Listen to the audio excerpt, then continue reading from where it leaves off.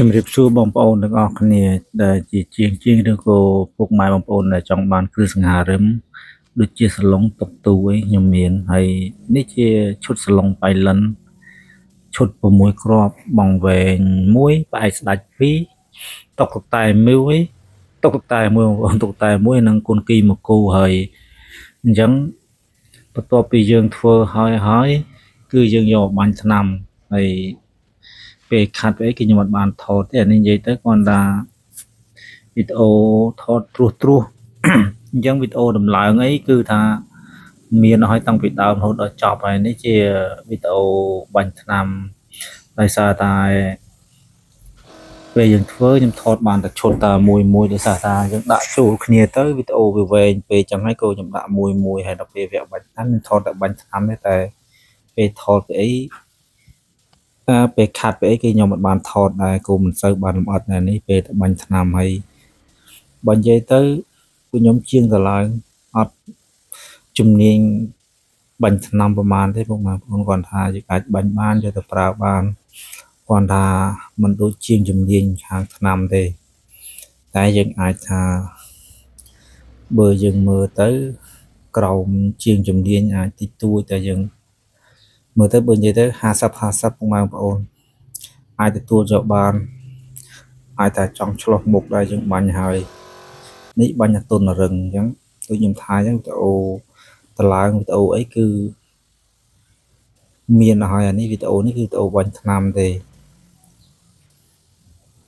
ហើយសាឡុងខ្ញុំធ្វើគឺຂະຫນາດបាត65ផ្អែក7នេះផ្អែក75ដែរបាត65ផ្អែក75តាមសាច់ឈើដែរបងប្អូនមកផ្អែកវានឹងមួយផ្អែកមានទៀបធ្វើត្រឹមចិត្តជាទៀបបំផុតត្រឹមចិត្ត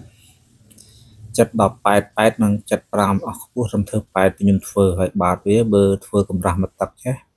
ខ្ញុំធ្វើបាត65ហើយជើងនេះជើង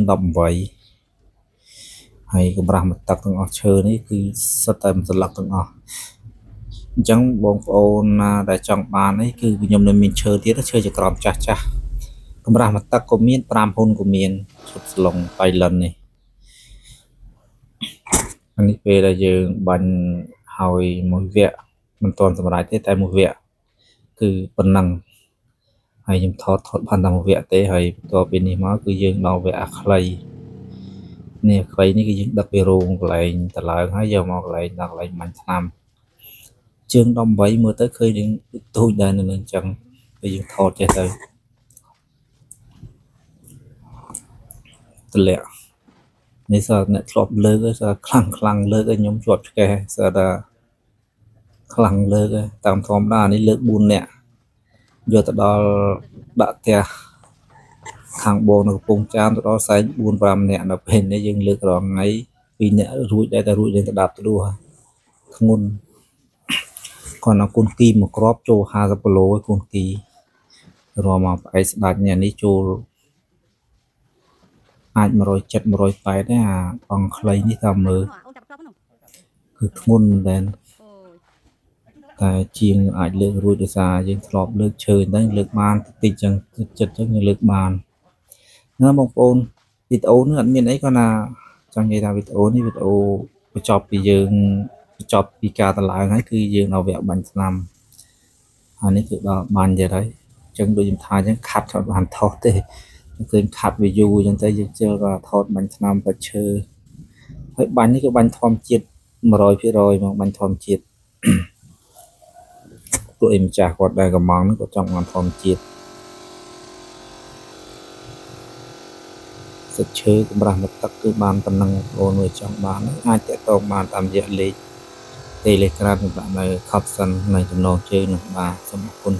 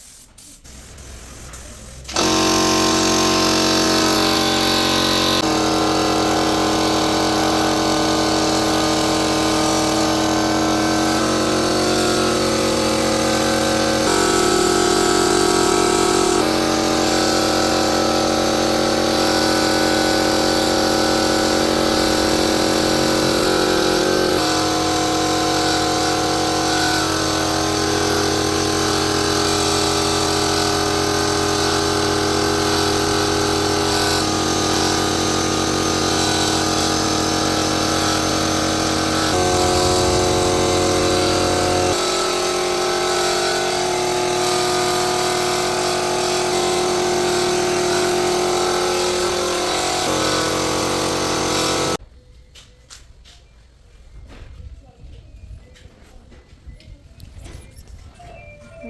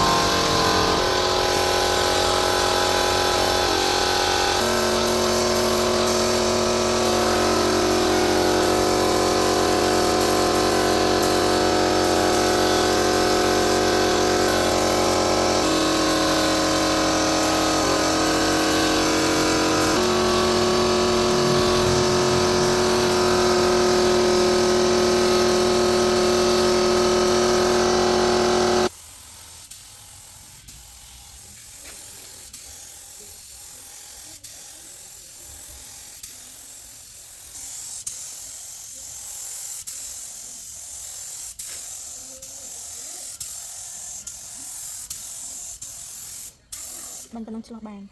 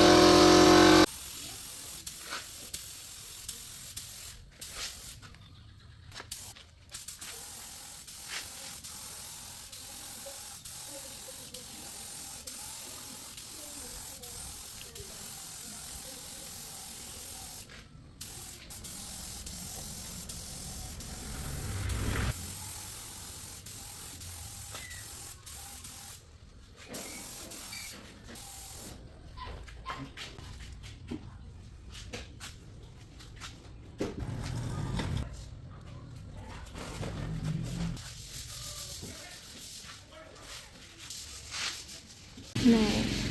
จ๋าว้าว